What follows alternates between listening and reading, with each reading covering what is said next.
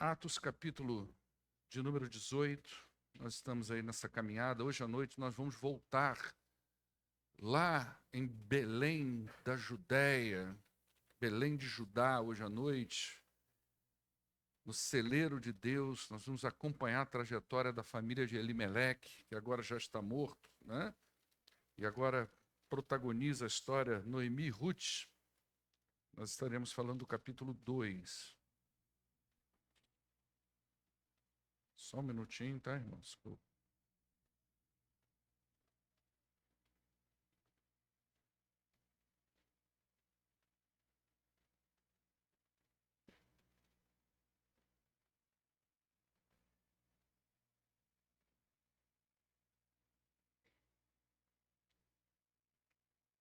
Só um minutinho que deu um tiltzinho aqui.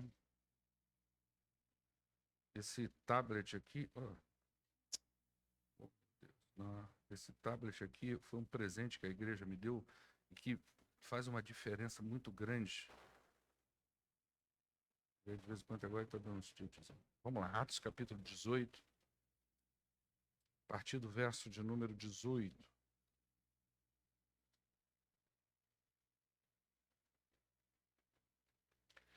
Paulo permaneceu em Corinto por algum tempo. Depois ele despediu-se dos irmãos e navegou para a Síria, acompanhado de Priscila e Áquila. Antes de embarcar, ele rapou a cabeça em Cencreia, devido a um voto que ele havia feito. Chegaram a Éfeso, onde Paulo deixou Priscila e Áquila. Ele, porém, entrando na sinagoga, começou a debater com os judeus, pedindo eles que Paulo ficasse mais tempo. Paulo não cedeu, mas, ao partir, prometeu: voltarei se for da vontade de Deus. Embarcando, partiu para Éfeso. Ao chegar em Cesareia, ele subiu até a igreja para saudá-la e depois desceu para Antioquia.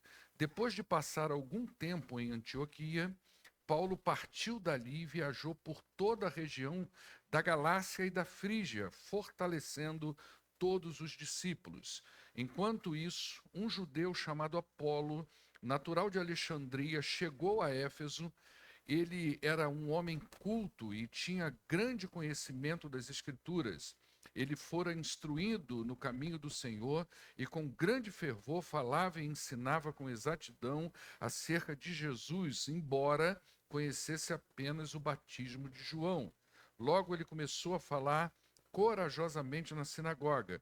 Quando Priscila e Áquila o ouviram, convidaram-no para ir à sua casa. Eles explicaram com mais exatidão o caminho de Deus. Querendo então ele ir para Acaia, os irmãos o encomendaram e escreveram aos discípulos que o recebessem. Ao chegar, ele auxiliou muito os que pela graça haviam crido, pois refutava vigorosamente os judeus em debate público, provando pelas Escrituras que Jesus é o Cristo. Vamos orar? Pai, muito obrigado por esta manhã aqui na tua presença. Eu louvo ao Senhor porque nós vamos participar de um momento tão significativo, que é o momento da ceia do Senhor. Nós louvamos ao Senhor por isso. E eu quero, Pai, pedir em nome de Jesus, o Senhor abra nossa mente, o nosso coração, para que possamos extrair lições importantes a respeito daquilo que o Senhor tem para a sua igreja. Em nome do poderoso Jesus é que nós oramos. Amém. Queridos, eu até cheguei a pegar o meu sinalizador de mapa, botei na bolsa, mas eu não trouxe a bolsa para cá hoje, né? Mas coloca para nós, tem como colocar aquele mapa, não é? Só para a gente ter uma ideia. Deixa esse mapa aí presente, apaga só essa luz aqui, para o pessoal ter uma boa visibilidade. Nós estamos caminhando no livro de Atos e entramos nas viagens missionárias de Paulo. Apenas para fins didáticos, nós estamos na segunda viagem missionária do apóstolo Paulo.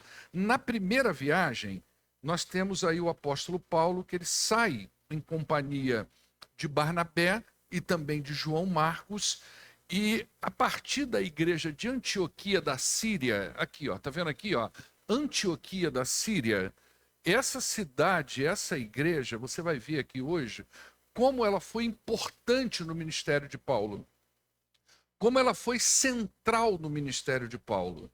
Todo movimento partia e voltava dessa igreja.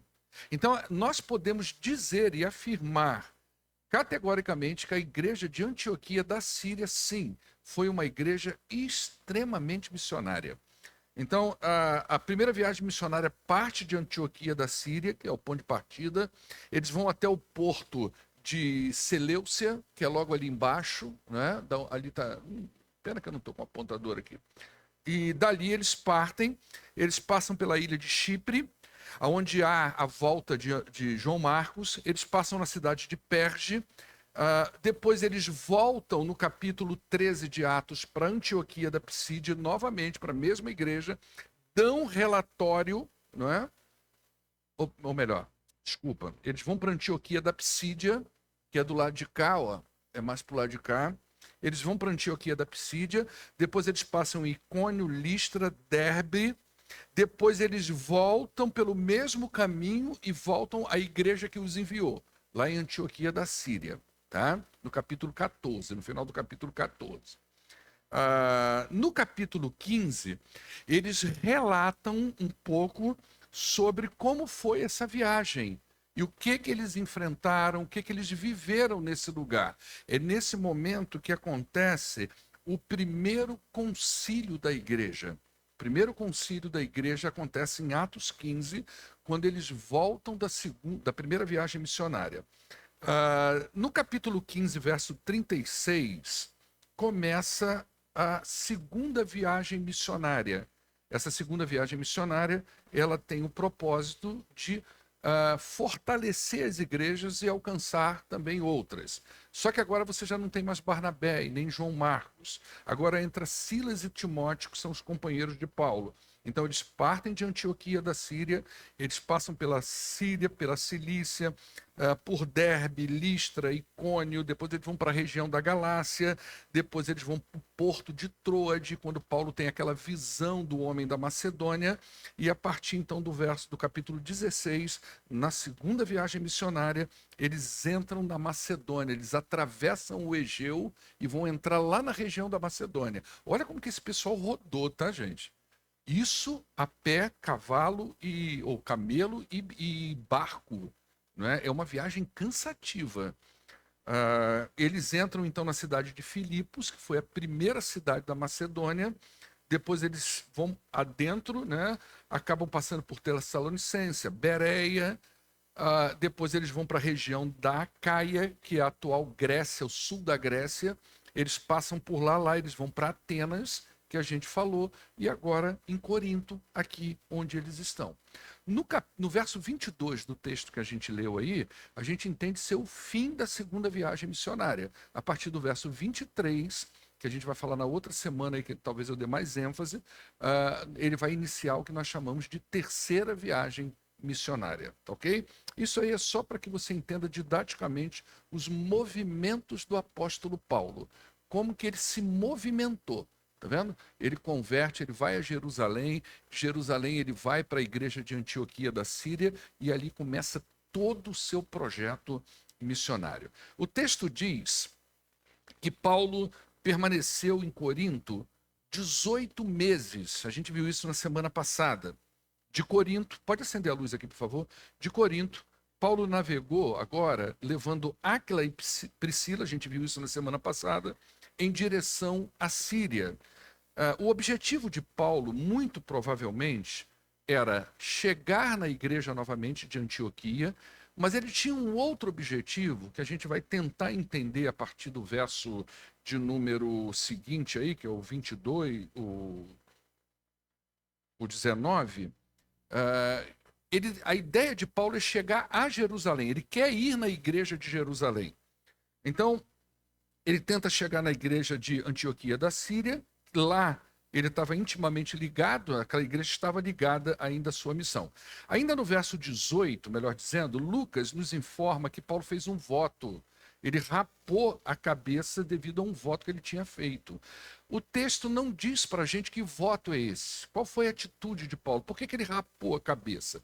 Mas você entendendo um pouquinho lá do judaísmo, esse voto pode estar ligado ao voto de Nazireu. E no voto de Nazireu, quando você chegava no final do voto, o sujeito ele rapava a cabeça. Durante o voto ele não cortava o cabelo. Mas no final do voto, ele sim rapava a cabeça, pegava esse cabelo e ele tinha que ir até Jerusalém e lá oferecer um sacrifício ao Senhor. Esse cabelo precisava ser queimado lá numa oferta ao Senhor. Ele estava entregando o seu voto ali naquele momento. Por isso que a gente diz que provavelmente ele está saindo, né, de Corinto, ele não quer nem permanecer em Éfeso. O pessoal fala: Paulo fica aqui com a gente, mas ele não permanece, pelo contrário, ele quer rápido, andar rápido, porque ele quer lá cumprir o seu voto. Não é?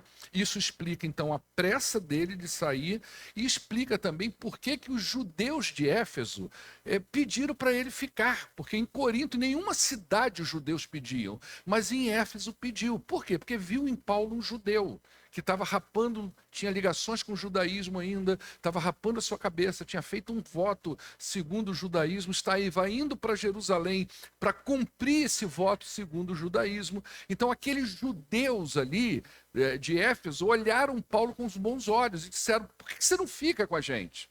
Fica aqui com a gente mais um tempo. Mas Paulo tinha pressa, né? E esse voto também pode ter contribuído então para isso. O verso 23, creio eu, ele já vai apontando para a terceira viagem missionária de Paulo. Então a intenção é o quê? Vamos voltar agora e vamos fortalecer as igrejas que a gente passou. Queridos, presta atenção aqui numa coisa. Observe que o tema do discipulado, ele costura todo livro de Atos. Tudo que a gente tem falado de Atos, desde o início do livro até aqui, vai passando pelo discipulado. E isso vai ensinando uma coisa muito poderosa para nós. Se nós queremos crescer como igreja, principalmente do ponto de vista da qualidade da igreja, da qualidade bíblica da igreja, a ideia não é só nos entusiasmarmos ou nos alegrarmos com pessoas que aceitam a Jesus. Não é só isso. Nós temos muita gente dentro das igrejas hoje, frequentadores de igreja, que vão às igrejas semanalmente, e que um dia aceitaram Jesus. Não estou questionando aqui sobre salvação ou não dessas pessoas, não é sobre isso, mas que não conhecem a doutrina da própria fé que ele abraçou. O sujeito não conhece. Ele não conhece discorrer sobre Jesus Cristo. Ele não consegue falar sobre as verdades bíblicas. Por quê? Porque não é só vir à igreja, levantar a mão e nós nos alegramos com isso. Nós precisamos discipular as pessoas.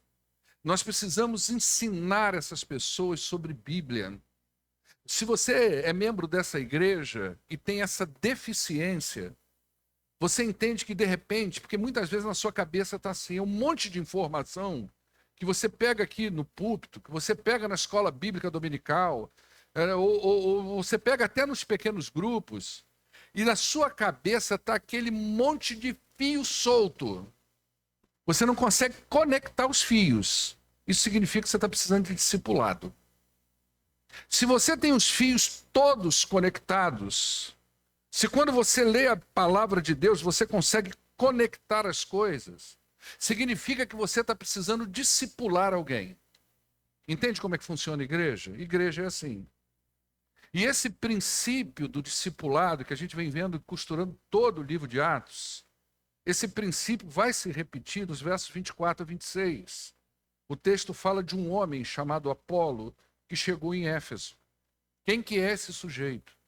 Ele chega lá pregando, ele chega lá falando, ele chega lá ensinando. E Lucas vai nos dar algumas informações sobre esse homem. Primeira delas, ele era um judeu de Alexandria. Isso é muito significativo. Naquele tempo, tinha judeu para tudo que é lado. Estimava-se que em Alexandria e nas cidades vizinhas, Alexandria ficava dentro do Egito. Era a segunda cidade mais importante do Império Romano. Alexandria, estimava-se que mais de 700 mil judeus moravam nessa cidade. Alexandria é aquela cidade onde teve uma das maiores bibliotecas do mundo. a Biblioteca de Alexandria.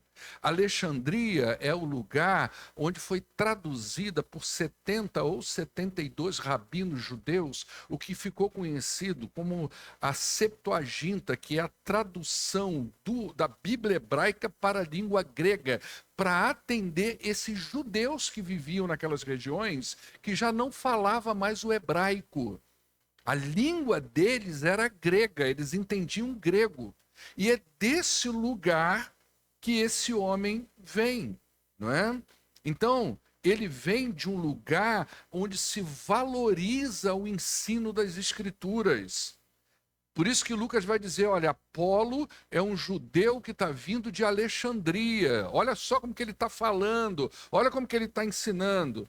Depois, o que que Lucas ensina para a gente? Ele era um homem culto e com grandes conhecimentos das Escrituras. Por quê? Porque se Atenas é o lugar da intelectualidade filosófica, como a gente viu há 2 semanas atrás, Alexandria é o lugar do estudo das Sagradas Escrituras. Alexandria é o lugar onde as coisas fluem do ponto de vista da escritura judaica. Então ele vem desse lugar aí, não é? Era um lugar, Alexandria era um lugar de estudo, e muitos judeus que moravam nessa cidade, eles recebiam uma educação completa, principalmente no que se diz respeito às escrituras.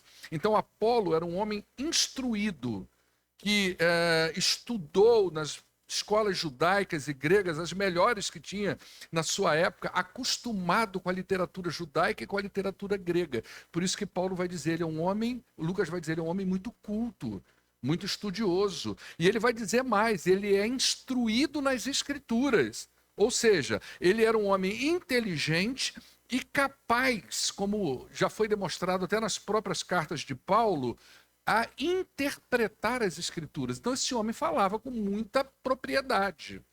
Ele falava com muita ousadia. Por isso que o terceiro destaque que Lucas vai dar para a gente é que ele era um cara eloquente. Já viu uma pessoa eloquente pregando? Tem gente que... Eu tinha um professor no seminário que ele, se é uma coisa que esse cara não tinha, era eloquência. Ele sentava lá, levava um guarda-chuva, botava lá na porta e ali ele começava a ensinava um conteúdo maravilhoso, um conteúdo muito bom, só que a única coisa que ele não tinha era eloquência. Já é diferente, às vezes, daquele sujeito que pega a palavra de Deus, ele tem um conhecimento bíblico bom, mas, além disso, quando ele pega para pregar, o cara é de um dinamismo. Ele fala, e você vê nas palavras dele que aquilo que ele está falando, ele acredita naquilo. É uma verdade incontestável aquilo para ele. E era assim que Apolo estava pregando, não é? Então, em algum momento depois do Pentecoste, provavelmente, Apolo ouviu o evangelho que Pedro pregou. Essa pregação de Pedro, muito provavelmente, chegou até Alexandria. A mensagem do evangelho atingiu a alma dele. E ele se tornou apaixonado pela mensagem da cruz. Ele se tornou apaixonado pela mensagem de Jesus. E ele transmitia isso com muita força. Então, com um desejo ardente na sua alma, ele falava eloquentemente a respeito de Jesus. Aquilo que ele sabia, aquilo que ele conseguiu cruzar com as Escrituras, isso aqueceu tanto o coração dele, que ele falava daquilo apaixonadamente. Era um espírito fervoroso. Lá em Romanos capítulo 12, verso de número 11, o apóstolo Paulo instrui os crentes de Roma a serem como Apolo. Olha o que ele diz aí. Nunca falte a vocês o zelo, antes sejam o quê?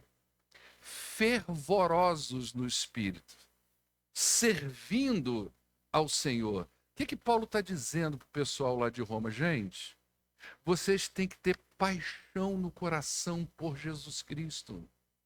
Quando vocês forem falar de Jesus, ou quando vocês forem servir na igreja de Cristo, ou quando vocês forem ensinar alguém, discipular alguém, ou quando qualquer coisa que você faça na igreja do Senhor Jesus, façam isso com muito fervor no coração, façam isso com muito ânimo, não pega aquele fazer que te deram, seja ele qual for, e trata aquilo como se você estivesse cumprindo uma tabela, trata aquilo como se você estivesse fazendo uma obrigação. Não faça isso. Se você está lá na introdução, faz aquilo com fervor. Se você é do Ministério de Música, faz aquilo com todo o amor que Deus colocou no seu coração. Se você é da mesa de som, se você é zelador da igreja, se você é um professor de escola bíblica dominical, seja lá o que Deus levantou para você fazer, faça isso com paixão e não fazer por fazer.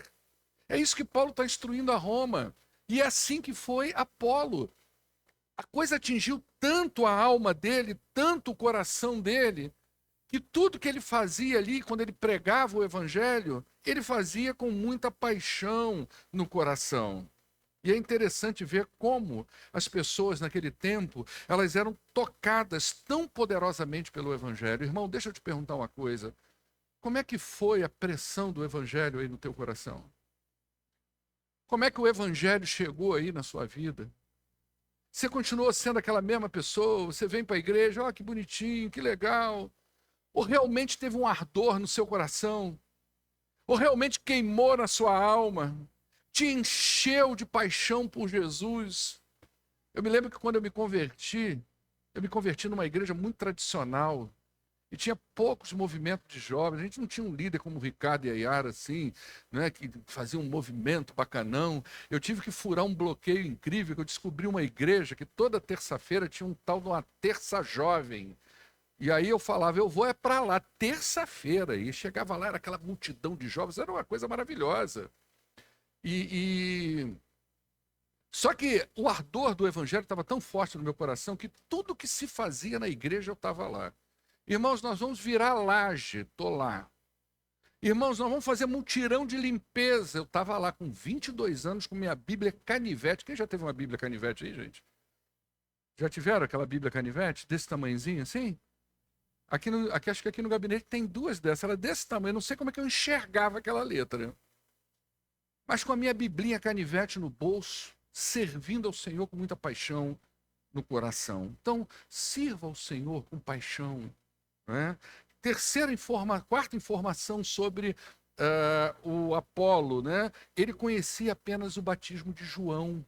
O conhecimento dele era parcial. O conhecimento de Apolo não era completo. Né? A questão de Apolo é que ele conhecia apenas o batismo de João. João tinha proclamado o batismo do arrependimento, mas não o batismo da fé em Jesus Cristo. O João, ele batizava, a mensagem dele era a mensagem do arrependimento, não é? Então Apolo articulasse bem, né? Embora ele articulasse bem os fatos acerca de Jesus, ele conseguiu compreender o seu nascimento, a sua morte, a sua ressurreição. Ele tinha um conhecimento muito básico disso, mas ele não conhecia ainda a obra do Espírito Santo, o progresso do reino de Deus, o caminho do Senhor. Ele não conhecia essas coisas ainda. E é isso, gente, que a gente precisa fazer com as pessoas. Apolo, ele tinha aprendido o conteúdo do evangelho. Presta atenção nisso. Apolo aprendeu o conteúdo do evangelho, mas ele não sabia o significado do evangelho e como se aplica o evangelho ainda na vida. Ele precisava aprender sobre isso. E o texto diz que quando Priscila e Áquila ouviram, convidaram ele para ir à sua casa. E o que eles fizeram, gente? Explicava com mais exatidão o caminho do Senhor. É interessante esse texto aqui, só uma digressão, que não é comum, todos os comentaristas concordam com isso, que não é comum você encontrar na Bíblia o nome da mulher na frente do nome do homem. No verso de número 2 do capítulo 18, quando eles aparecem na cena, aparece Áquila e Priscila. Mas quando vai falar agora, é Priscila e Áquila. E uma concordância que há entre os comentaristas é que a protagonista do negócio aqui era Priscila e não Áquila. Ele é que percebeu, ela que percebeu. Esse cara está ensinando, mas falta alguma coisa. Vamos trazer esse cara para junto da gente. Tem gente que diz que quem instruía, quem discipulava era até ela. Claro, obviamente, ele junto com seu marido, mas quem discipulava era ela. Porque é ela que teve a percepção da coisa, né? E eles faziam o quê? Eles ensinavam o caminho de Deus, ou seja, o casal ensinou a Apolo sobre os fundamentos do evangelho e como que isso se aplica à vida. Queridos, presta atenção. O que é isso senão discipulado? Isso é discipulado. Eles convidaram Apolo para ir na sua casa e começaram a explicar com mais exatidão. Deixa eu te falar uma coisa sobre discipulado. Discipulado não é ou não deve ser um programa da igreja. Discipulado não é e não deve ser um evento da igreja. Discipulado não é e não deve ser uma ideia que veio da cabeça do pastor. Isso não é discipulado. Discipulado numa igreja, presta atenção no que eu vou dizer para você. Precisa ser a cultura da igreja. Deu para você entender isso? Não é um programa, não é um evento, mas é a cultura. Ele deve ser a cultura da igreja. É aí que é a virada de chave. Porque o cristianismo bíblico, ele passa necessariamente pela ideia do discipulado. Igreja e discipulado é quase assim, ó. É difícil você descolar uma coisa da outra. É muito difícil você falar em igreja sem falar em discipulado. Assim como é muito complicado você falar de igreja sem falar de evangelismo. Só que nós aprendemos muito a falar sobre evangelismo. Para nós é legal, fui ali e preguei para não sei quantos, olha, virou número. Olha que legal, né? Eu saí aqui no dia 12 de outubro, ou o dia que o Carlos organizar lá, eu entreguei não sei quantos folhetos. Isso é uma parte do processo. Nós aprendemos a valorizar, eu vou usar palavras esquisitas aqui, a cultuar, a idolatrar o evangelismo. O evangelismo ele é necessário, ele é indissolúvel da vida de uma igreja. Assim como o evangelismo é necessário, assim como o discipulado é necessário e é indissolúvel da ideia de evangelizar. Não se evangelismo sem fazer discipulado e não faz discipulado sem evangelizar. E é essa mentalidade que nós precisamos entender como igreja. E esse discipulado, quando a gente fala de discipulado, veja bem, quem era o líder dessa missão aqui? Nós estamos na segunda viagem missionária de Paulo. Quem era o líder da missão? Fala para mim, quem era o líder da missão? É Paulo, fala alto, você está certo. Quem era o líder? Quem está discipulando? É só o pastor que tem que discipular? É você, meu irmão. É você, minha irmã. Quantas Priscilas nós temos nessa igreja? Tem a esposa do Jamil, mas ela não veio hoje, né? Quantas Priscilas nós temos aqui na igreja que não está priscilando coisa nenhuma? Quantos Áquilas? Quer dizer, está discipulando alguém ele? Não. Então, quantos Áquilas nós temos aqui dentro da igreja que não está aquilando nada? Entende a visão, meu irmão? Tem que virar a chave. Ah lá, está todo mundo apontando para o Áquila lá em cima. Você está discipulando, Áquila? Olha lá, não, olha lá. Mas está sendo discipulado? Quem é o seu discipulador? Lá em cima? Entendi. Você entendeu? É você, meu irmão. Você tem que ter essa percepção de Áquila e Priscila. Você tem que ter a percepção de olhar que, de repente, tem um menino, tem um jovem, tem um homem lá na sua igreja que é promissor na palavra, é promissor, ele está falando, pastor, mas ele precisa alguém sentar com ele, ensinar um pouquinho a ele. Pastor, não adianta vir falar pastor, pastor, pastor. É você, meu irmão. Pastor, mas eu não sei, vai para os grupos de quinta-feira, para o PGM, lá você vai aprender. Nem lá você vai. E às vezes você manda o cara para um lugar que nem você vai. Igual o seu José, mandaram o senhor comer uma tripa do tibuço ruim, não foi, José? senhor foi lá, não foi? Aí falaram para o senhor José assim, ao discipulado, ó, falaram para o senhor José assim, senhor José, tem a tripa de búzio, uma beleza. Aí o senhor José falou assim, você já comeu? Aí o camarada falou, eu nunca comi. Eu disse, como é que você está mandando eu para um lugar que você nunca foi? E ele foi, não foi? Ele foi, Maurício. E se decepcionou com a tripa do Tibúrcio. Ó, eu não queria falar seu nome. Você está entendendo como é que funciona? Vira a chave, meu irmão. Você vai ver a diferença que vai fazer na sua vida, na vida das pessoas, na vida dessa igreja. Após um tempo de discipulado, presta atenção, look me. Após um tempo de discipulado, Apolo vai para a região da Acaia e se torna um grande discipulador. Presta atenção, ele sai dali, ele recebe o ensino certo, e o que ele faz? Ele deseja expandir, então ele vai para outro lugar.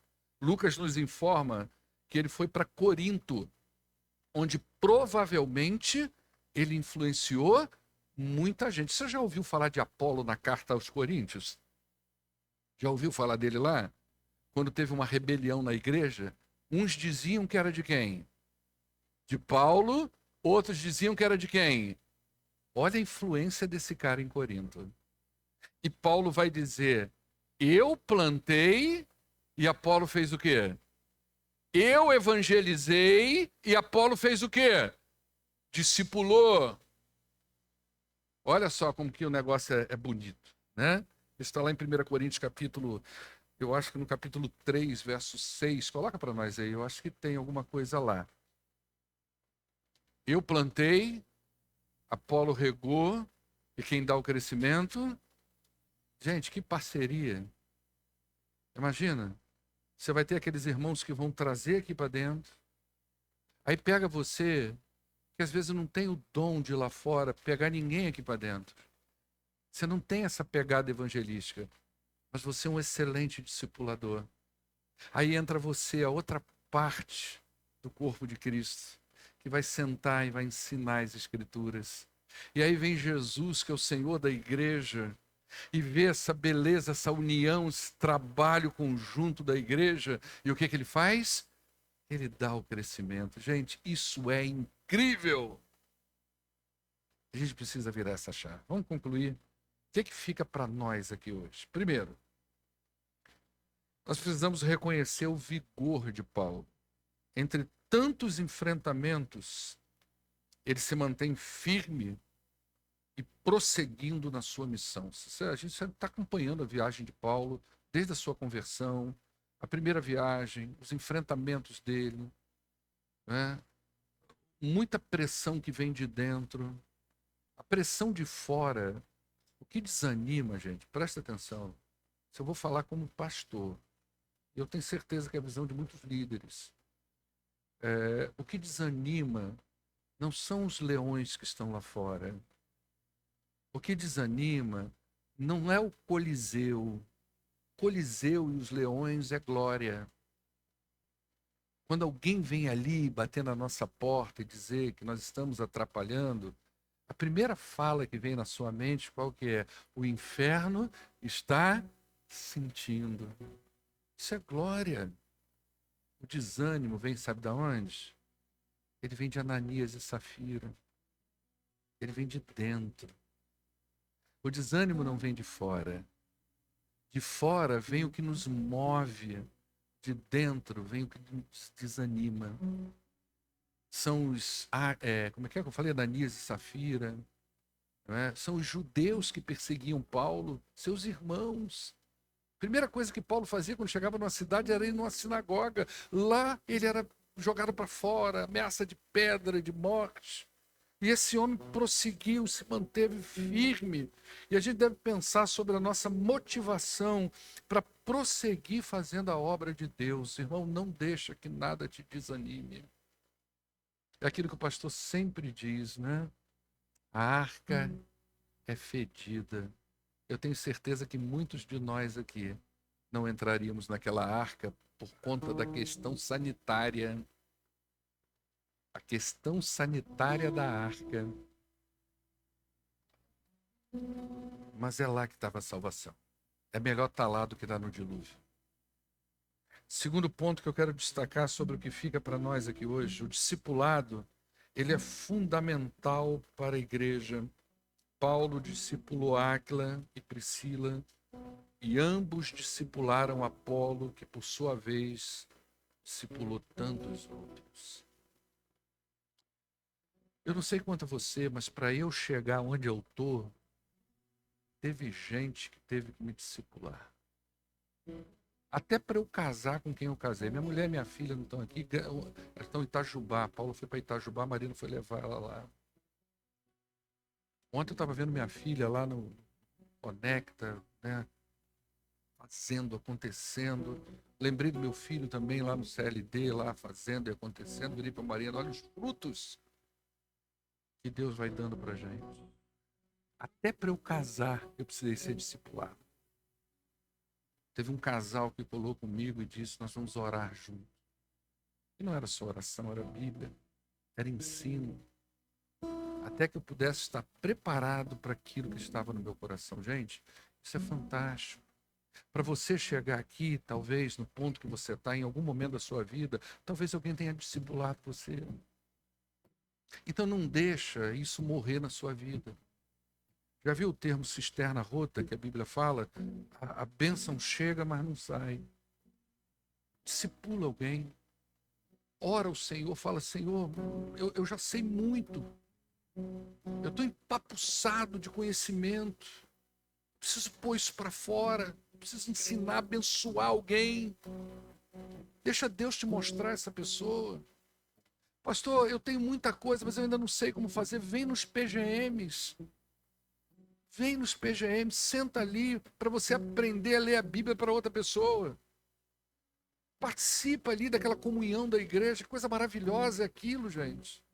Meu grupo lá, estou com 9 lá na casa do Zé Antônio lá. A gente vai lá, a gente diverte, a gente lê Bíblia, a gente come, a parte boa também, comida. Por isso que eu digo sempre ao líder de PGM, tem que ter comida e tem que ter comida da boa.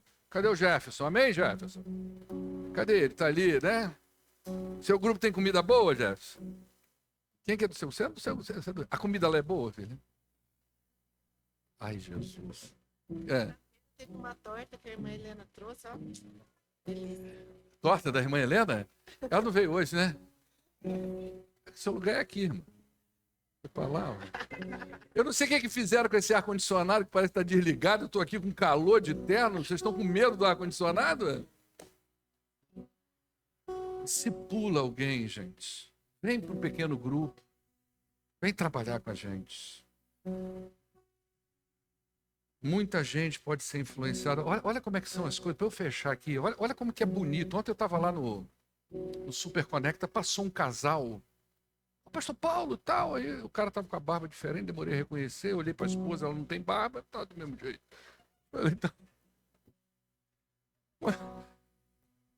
Olha só como que a gente não sabe. O cara veio aqui de uma outra cidade com a esposa, são líderes de igreja, para aquele workshop da depressão. Lembra aquilo? Veio para cá. Falou, pastor, aquele workshop virou uma chave na minha cabeça. Vou fazer um curso de psicanálise. Meu marido pegou aquele seu workshop, material que o senhor mandou para ele, fez uma coisa sintetizada, está aplicando. Falei, pô, irmão, meu workshop, não tem me chamado, né? Você imagina que o meu é 2, 3 horas, o cara condensou em 40 minutos. Você não sabe como a gente está abençoando a cidade. Com a Touch Pits que o senhor ensinou para a gente como é que faz, entrei em contato, recebi material. Estamos fazendo a diferença na cidade. Isso é discipulado. Isso é discipulado na vida das pessoas. Discipula alguém. Você pode mudar uma geração com o seu discipulado. Amém? O que a gente vai fazer agora mesmo? Vamos convidar aqui o pessoal da ceia que vai servir a ceia.